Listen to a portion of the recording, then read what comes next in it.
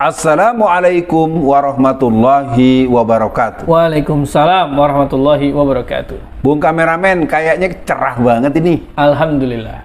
Baiklah pemirsa sekalian, kita sampai kepada dibacain berita untuk kepentingan konsumsi informasi kita semua. Silakan. Baik Bung Alfian, ini ada informasi Bung Alfian terkait Instagram Bung Alfian yang kebetulan lagi ada teror, lagi gangguan lah dari pihak Instagram karena ada memposting salah satu berita, ada tulisan EP-nya dong Bung Alfian. Instagram sensitif sekali Bung Alfian.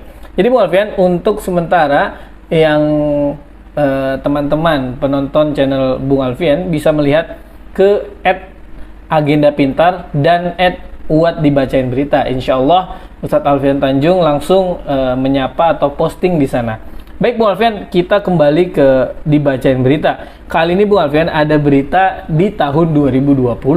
Tapi kemungkinan saya lihat-lihat ini masih relevan Bung Alfian dengan apa yang terjadi pada hari ini Bung Alfian.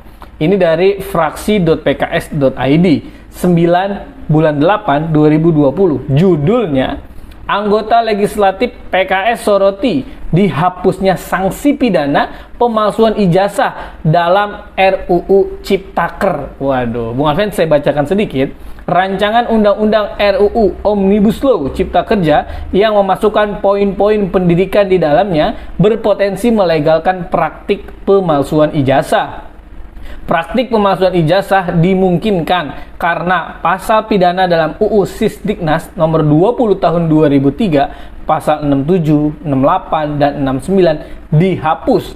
Anggota DPR RI fraksi PKS Dapil Sulawesi Tengah Sakinah Al-Jufri mengkritik keras dihapusnya pasal-pasal sanksi pidana dalam RUU Cipta Kerja. Bagaimana respon awalnya Bung Alfian? Bismillahirrahmanirrahim. Walhal untuk masalah ini kita tahu bahwa Undang-Undang Cipta Kerja yang pernah punya nama yang cukup sangar dan kemudian berubah jadi Omnibus Law, dan kemudian kita tahu bahwa ini sudah disahkan menjadi undang-undang. Tapi kemudian dilakukan judicial review yang mana pihak Mahkamah Konstitusi menerimanya dan proses penolakannya dilakukan setelah 2 tahun berselang. Ini mungkin catatan ya enak nggak enak, tapi itulah yang dihasilkan. Sehubungan dengan potensi akan adanya pemalsuan yang tidak diperkarakan secara hukum, itu jelas itu telah mengangkangi akal sehat, telah melakukan pembunuhan akal sehat. Kita sama tahu ya, saya sebagai seorang yang pernah punya pengalaman dalam proses hukum, saya pernah ada dalam penjara selama vonis 4 tahunan. Itu ada orang yang dimasukkan ke penjara setelah proses hukum karena pemalsuan uang. Artinya pemalsuan berarti melakukan tindakan imitasi, berarti melakukan tindakan kriminal. Jadi secara sederhana, kalau misalnya ada orang berseragam polisi tapi bukan polisi, kan dia polisi palsu, berarti dia kena hukum. Ada orang berseragam tentara padahal dia bukan tentara, dia tentara palsu.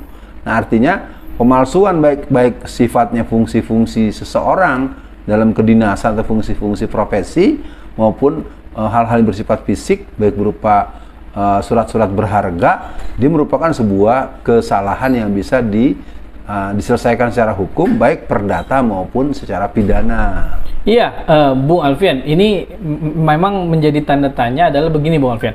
Masa sih sekelas di DPR kayak begini, masa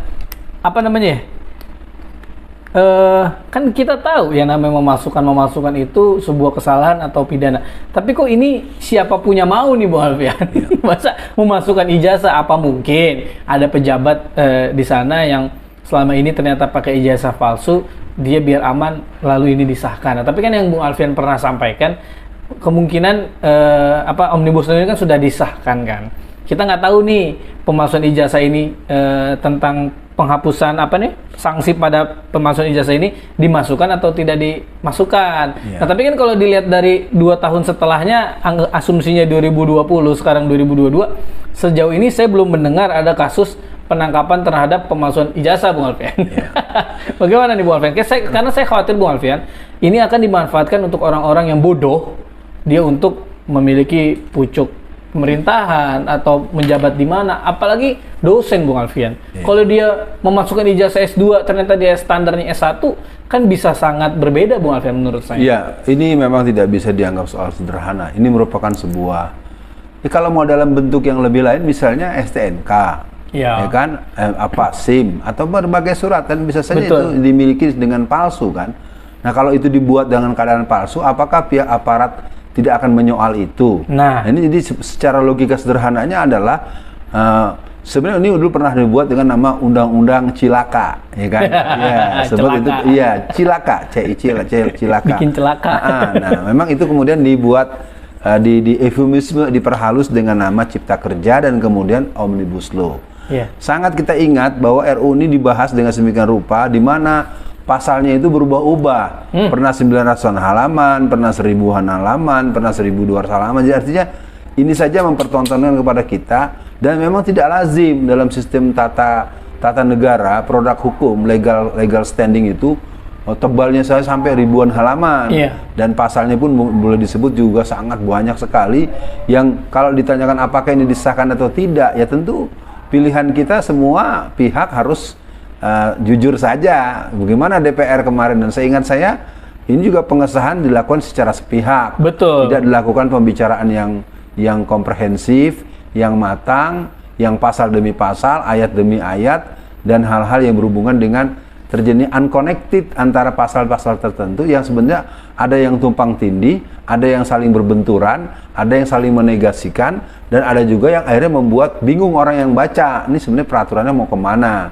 Kata kuncinya, Omnibus Law ini dibahasakan oleh kajian dalam pusat kajian kebijakan publik di UGM. Saya sempat dapat itu bundel besarnya sama ringkasannya, bahwa ini merupakan sebuah produk yang memang biasa dilakukan oleh sebuah negara yang menjajah negara yang dijajah. Ini agak aneh kan kalau undang-undang dibuat oleh pemerintah yang harusnya memberikan kesejahteraan, keamanan, kenyamanan, ketenangan, kemudahan, lalu penguasa yang sedang berkuasa memerankan diri sebagaimana penjajah di negara jajahannya. Dan itu sebenarnya ini sebagai pertanyaan besar, ada apa? Kenapa sampai seperti itu? Nah, kembali kepada pembahasan soal adanya pemalsuan itu menjadi hal yang akan dilihat secara normatif dalam hukum-hukum yang ada. Iya, Bung Alfian, menarik yang Bung Alfian sampaikan.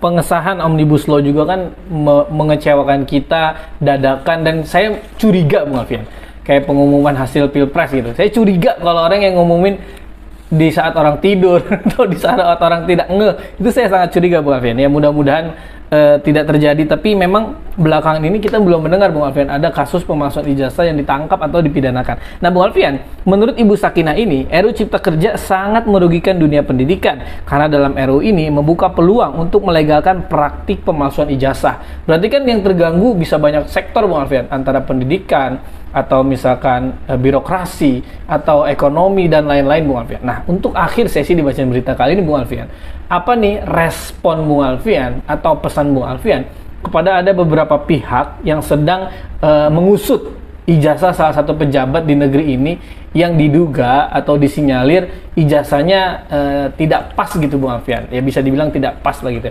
Nah, tapi dari pihak kampusnya sudah konferensi pers menyatakan bahwa itu asli, tapi saya belum mendengar teman sebangku beliau teman sebangku, kan kalau kita kuliah Bung Alfian minimal walaupun kita nggak punya teman, minimal teman sebangku kita, oh bener tuh Bung kameramen dulu teman sebangku saya tuh gini.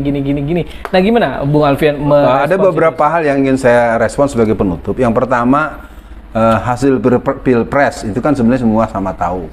Semua menyaksikan ketika penghitungan di tahap awal ada beberapa bapak dan ibu yang menonton dengan wajah down, wajah pesimis, wajah pucat pasi. Itu yang pertama. Yang kedua, kenaikan BBM. Ya, kenaikan BBM itu kan diumumkan dengan tegas oleh pihak yang punya otoritas bahwa tidak akan ada naik BBM sampai akhir tahun 2022. Ternyata bicaranya pagi, belum sampai sore, bahkan siang malah jam 14 sekian kan penaikan itu. Itu juga sangat menyakitkan hati. Nah, sehubungan dengan yang tadi dimintakan untuk closing statement, kasusnya sebenarnya bukan kasus ijazah di perguruan tinggi. Ini kasus ijazah SMA. Itu sebetulnya dikedepankan oleh orang-orang yang sedang melakukan proses hukum itu. Apakah oleh pihak penasihat hukumnya maupun yang bersangkutan yang ingin memperkarakannya secara hukum. Jadi aneh juga. Nah, yang lagi di soal urusan SMA, lalu kok yang memberikan... Tapi kampus juga Bu Alfian? Iya, runtutannya. Tapi bagaimana bisa masuk kampus kalau dia SMA-nya tidak bisa dipertanggungjawabkan. Tapi paling tidak sebagai kata kunci dari saya, mari semua masyarakat Indonesia, kita akan melihat, sejarah akan membuktikan bahwa siapa orang yang berbuat melukai sejarah, maka dia akan tercatat sebagai pelaku sejarah di blok hitam yang dia tidak akan bisa lagi mengangkat mukanya, dan anak cucunya akan malu memahami ada orang yang pendahulunya berbuat melanggar hukum dan kemudian dia melakukan hal-hal yang justru menunjukkan ketidaksatriaan dan ketidakjantanan. Sekian dibacain berita pada kesempatan kali ini. Assalamualaikum warahmatullahi wabarakatuh. Waalaikumsalam warahmatullahi wabarakatuh.